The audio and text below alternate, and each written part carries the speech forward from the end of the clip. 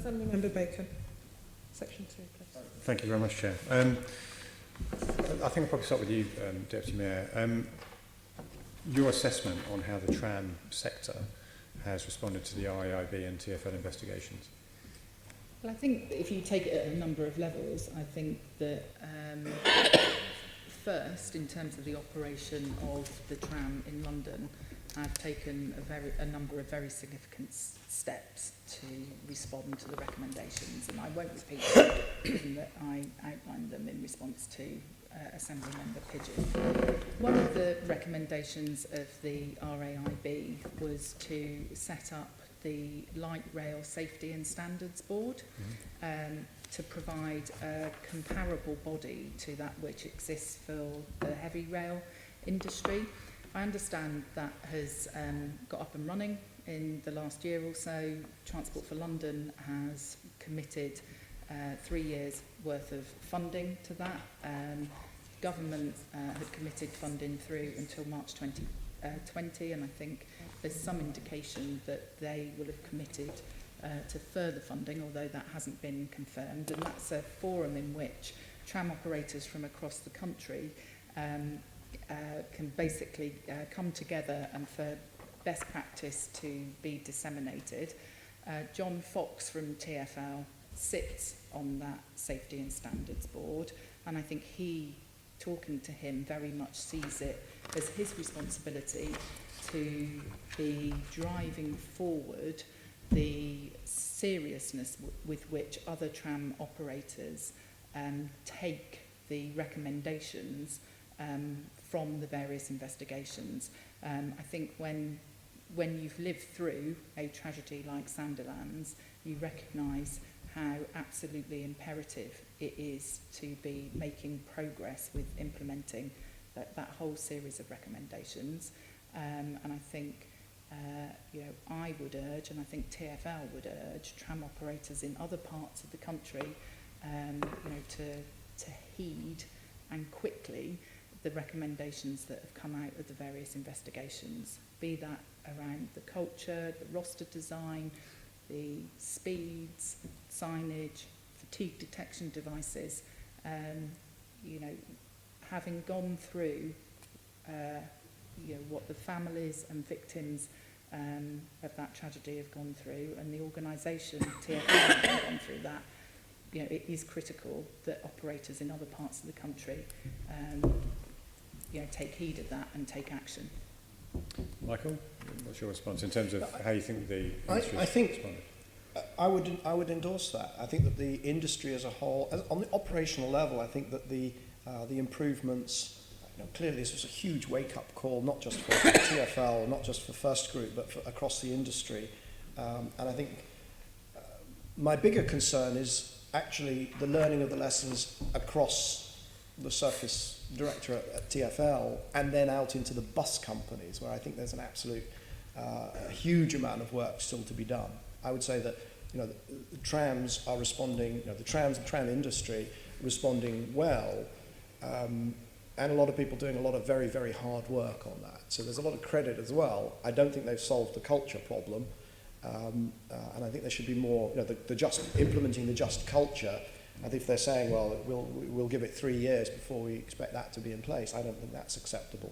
But at the operational level, in terms of replacing the windows and the signage and the speed limits and all of those things, I don't have any reason to doubt that they're working hard on that. Going back some months, I believe you, Michael, were calling for an independent investigation into Transport for London's investigation into this crash. I think that's probably... Not into the crash, no, the handling of this fatigue yes, report, the stuff that we talked about earlier. So it's almost an investigation into the investigation. My colleague... Well, it's very specific. It's an investigation into the conduct of that fatigue report, and then into how it was disseminated, and into the way that the conflicts of interest, which to my mind are absolutely manifestly obvious, the way that they were handled is part of that. And I think that's what needs to be investigated. I mean, I would refer you to my letter, which I sent to the Mayor, and I copied you in because I thought it would focus this discussion. It's very specific, I think, about the things that need to be investigated. That's sort of the nub of my question, because my colleague, Assemblymember Prince, put it to the Mayor, I can't remember, July, about an independent investigation. And you've referenced that in your letter, because there's a GMB union calling for it. I think it was a unanimous motion passed by the Assembly recommending that happen. And the Mayor said he didn't think it would add any value. We've heard from the Deputy Mayor today that she thinks that it would be unnecessary because the RAIB updated report is comprehensive. Do you accept that, or would you still think that that is necessary? Well, I could list the open questions, and many of them are in my letter, that we don't have answers to. And well, there may be a difference of opinion about whether it's important, whether it's necessary to get those questions, because one point of view might be, well, we're moving on, we're doing all the right things anyway. I don't buy that, because I think it is a symbol of the culture that I'm afraid was prevalent throughout the time I was on the board and deputy chair of the SSA panel, as it was before, and then the SSHR panel.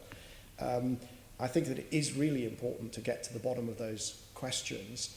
The Mayor has committed to transparency. It's one of the reasons that I was excited to continue to serve my second term on the board. I see every point to independent investigation into exactly those questions that I list in that report. Okay. Turning to the Deputy Mayor then, obviously Michael is speaking as a former board member of Transport for London who was in situ at the time and was asking questions at the time. He's just repeated his concerns now in a public forum. What is your response? I mean, are you... Because it seems to me, again, I'm approaching this from a layman. There is a lot of grey here, it seems to me, sitting on this side of the table. Wouldn't it be the easiest thing to do to appoint an independent investigator to clear it up? I think I've already answered that question earlier in my Well, you did, contribution. but that's why we put it. Happy to repeat my remarks. But this is why I've just re-put it to Michael Liebreich, because you did earlier on. You said you didn't think it would add any value. And I'm almost none the wiser, really, because there remain, it seems to me, substantial areas that could do with a bit of clearing up. So my belief in all of this is that I obviously wasn't present during that period of time, but I can assure you that I have spent a significant amount of time talking with TfL officers about this, reviewing documents myself, reviewing email correspondence that Michael has sent, and I am confident that whilst there were mistakes made, the minutes from the November SSHRP meeting should have recorded your request, that actually the report should have been shared with the investigating authorities sooner.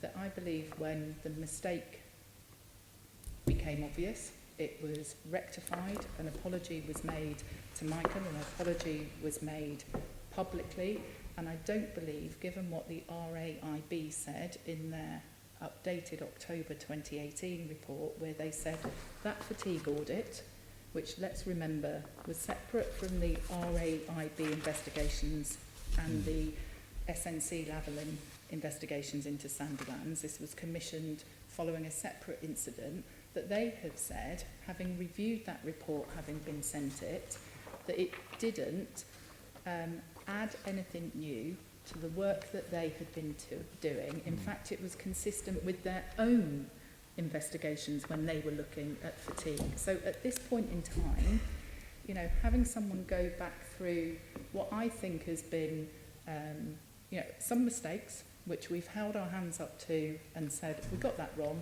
and we apologise for that and we've changed our processes.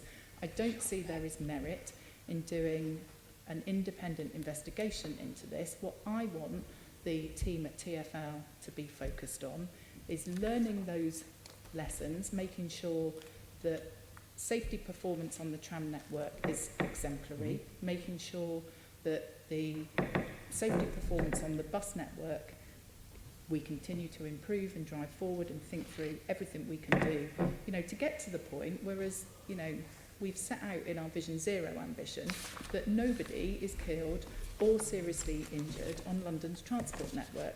Now, if I felt that an independent investigation into the way that the fatigue audit was handled was the best possible use of time, it wouldn't be TfL's time because you'd be commissioning somebody independently, then I wouldn't hesitate to say, if I had concerns about this, I would say, yes, go ahead and do it. But I think I've provided a pretty straightforward explanation about what happened here. I'm not saying everything was dealt with perfectly, because clearly it wasn't, but I don't see the value it's a in an slightly lengthy independent answer, investigation. and that's fine. I'm not trying to cut you off. It seems to me that it doesn't have to be either or, does it? Because, yes, absolutely, we want to make sure there's a crash like this doesn't happen again in the future. And, you know, TfL are taking steps on that, and that's fine. It's not really about that so much. It's about the investigation that TfL conducted. There still seems to be, you weren't the Deputy Mayor at the time, none of this is on you, but a board member of Transport for London who was there at the time, who chaired the safety committee at the time and was asking these questions at the time, still thinks that there are questions that are unanswered. If you are so confident that Transport for London have given you everything and you reviewed everything and it all stacks up, then an independent investigator would probably make that finding too, wouldn't they? And if you are that confident, then what have you got to lose in issuing an independent investigation?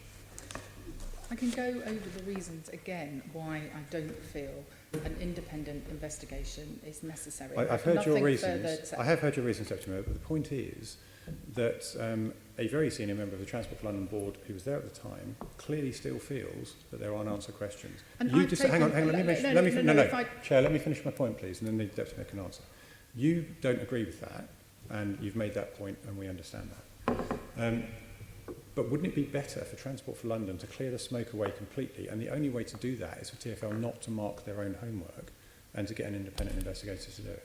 Well, I hope that I have cleared the smoke away today by giving you a pretty detailed account of what has happened. And I do not believe an independent investigation is necessary for the reasons that I have set out. Mm. Yeah. I find it a bit extraordinary, to be honest, the discussion. I mean, I chaired the safety panel. I was on the board for 6 years. Right? There was a question about a conflict of interest of a senior executive. Not just, I didn't make this up. This was something that I discussed with the other board members on the panel at the time, and we decided we were very uncomfortable with it. We raised questions about the involvement of Leon Daniels in that audit, right? We now know that the audit wasn't sent. And when you say that, well, it wouldn't have changed anything, the RAIB said that they had all the information, it makes no difference. There is still a police investigation ongoing. We don't know what is useful evidence for them. There's an RR investigation still ongoing. There's a coroner's report still coming. We don't know. It is not up to us to decide what is useful evidence. It is up to us, it's up to me at the time, to make sure that the process was followed. There was a robust provision of cooperation by TfL, and that evidence was provided to the various investigating bodies, if I might, right? And it didn't happen, and we don't know why. Okay. And if you say we know why, if you say it was investigated, and you say you know why, then my question is, have you seen any evidence?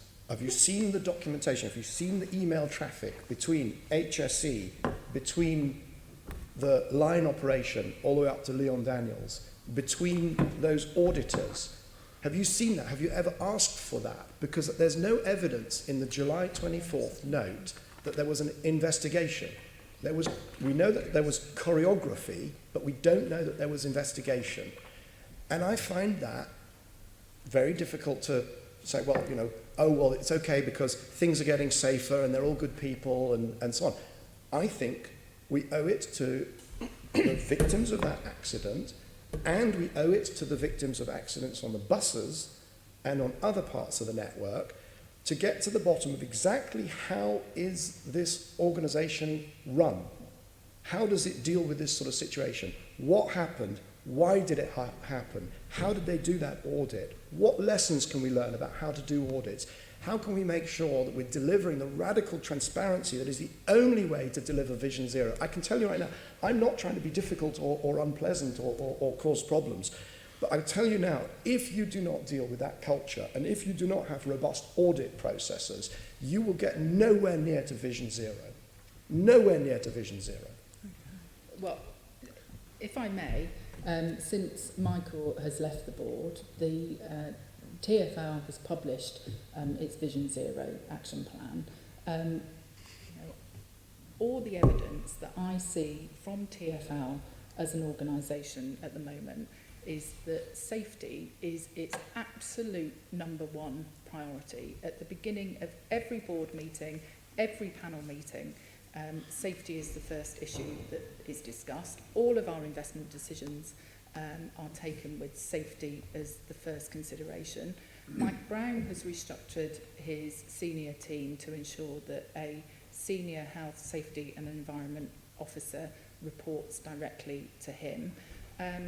I see the work of people like Claire Mann, who's the bus operations director, willing to ask themselves some really difficult questions about things such as bus driver fatigue. An organisation that is trying to cover something up would not commission a piece of world-leading research into the experience of fatigue amongst bus drivers. It would not turn around and say that actually we will not let a new bus contract in London unless operators demonstrate that they have a robust fatigue management system in place. They would not put £500,000 into a fund for operators to come forward and say, how do we tackle the issues of fatigue amongst bus drivers? They would not roll out a piece of training for every single bus driver all about the issue of fatigue and well-being and health, the Destination Zero training.